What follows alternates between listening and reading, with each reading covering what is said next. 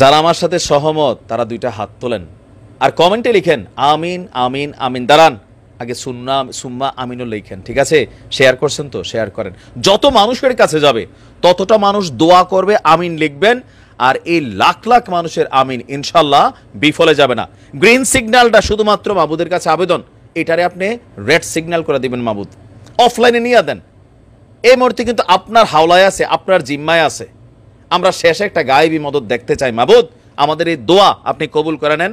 যারা মনে করেন যে না ঠিক আছে ভাই আর তো কিছু পারি না, দোয়া কর্ম শেয়ার করেন, মানুষের কাছে পৌঁছাক। কারণ নিহু এখন অপারেশন থিয়েটারে না। অনেকে কন তুরা আন্তাজি কথা কস, আজকে আন্তর্জাতিক গণমাধ্যমের রেফারেন্স নিয়ে আসি ভাই। সুখবর ইনশাল্লাহ।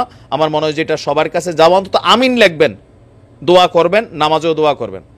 ইসরায়েলের প্রধানমন্ত্রী নেহু এই মুহূর্তে গুরুতর অসুস্থ, এক জটিল রোগে আক্রান্ত। রোগটার নাম হচ্ছে হার্নিয়া, আর এই জন্য তার ইমার্জেন্সি অপারেশন প্রয়োজন। আমি যখন এই নিউজ আপলোড করছি অলরেডি অপারেশন থিয়েটারে সে আছে, অপারেশন তো শুরু হয়েও গেছে।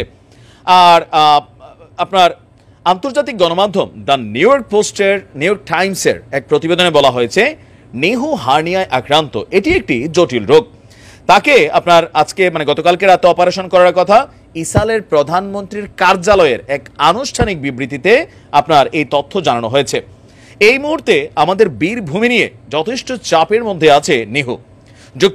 যুক্তরাজ্য, আন্তর্জাতিক বিচার আদালত, জাতিসংঘের পাশাপাশি আন্তর্জাতিক সম্প্রদায়, সারা পৃথিবীর মানুষগুলো আজকে দল মত ধর্ম বর্ণ নির্বিশেষে নেহুর বিপক্ষে কিন্তু অবস্থান নিয়েছে।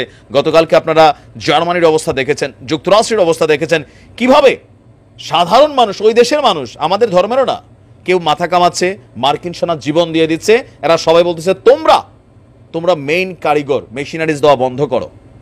এর মাঝখানে আসছে এমন একটা পরিস্থিতিতেই জটিল এই রোগের অপারেশন করতে যাচ্ছে নিহু।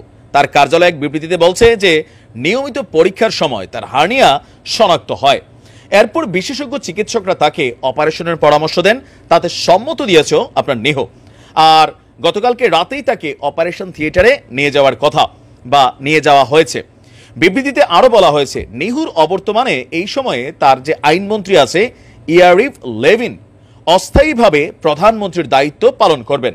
লিকুদ পার্টির এই নেতা, সেও কিন্তু নেহুর আরেক কপি আর নেহুর একান্ত ঘনিষ্ঠ হিসাবে চিহ্নিত। দর্শক বয়সটাও কিন্তু কম হয়েছে না, 74 বছর নেহুর। আর এর আগেও তার কিন্তু একবার এই রোগটার অপারেশন হয়েছিল, 2-3 মাস মনে হাসপাতালেও ছিল। সময়টা হচ্ছে 2013 সালে আপনার তার এই অপারেশনটা হয়েছিল, তখন বয়স ছিল 63 বছর। আর আজকের দিনে এসে 74 বছর। শরীরের রোগ প্রতিরোধ ক্ষমতা কিন্তু আগের মতো নাই। ওই যে ভিডিওর প্রথমে দোয়া করছে, মাবুদ এই যদি মনে করলেন যে গ্রিন সিগন্যাল থেকে রেড সিগন্যালে যায় বা অফলাইনে যায়, আমরা বিশ্বাস করি আজকের দিনে তার দেশের ভেতরে তার দেশের মানুষ সচেতন। আমরা গণহারে এদেরকে দায় দিয়ে লাভ নাই, কারণ এরা যা করে সেটা সত্যটা তো সত্যিই বলতে হবে। সেনাবাহিনীর ইচ্ছার বিরুদ্ধে কিন্তু এটা পরিচালিত হচ্ছে, একটা সিস্টেমিকলি সেখানে একটা টিম কাজ করছে। আর মাবুদ এর থেকে সুবর্ণ সুযোগ, মাবুদ গো আর আইতো না থিয়েটার থেকে গ্রিন সিগন্যালে আর আনেন না মাবুদ। আমরা একটা গায়েবী মদত চাই, অন্তত এটা যেন অফলাইনে চলে যায়। এই একটা জিনিসে লাখ লাখ মানুষের জীবন আরো বেড়ে কিছু করতো না মাবুদ। আপনি তো দেন, সালমান না কিতা শুরু করছে, আপনি কি দেন? আপনি সব জানতা, সব দেখেন। মাঝে মাঝে আপনার উপর আমরা হালকা পাতলা অভিমান হয়ে যায়। আর কবে আপনার গায়েবী মদত আসবে?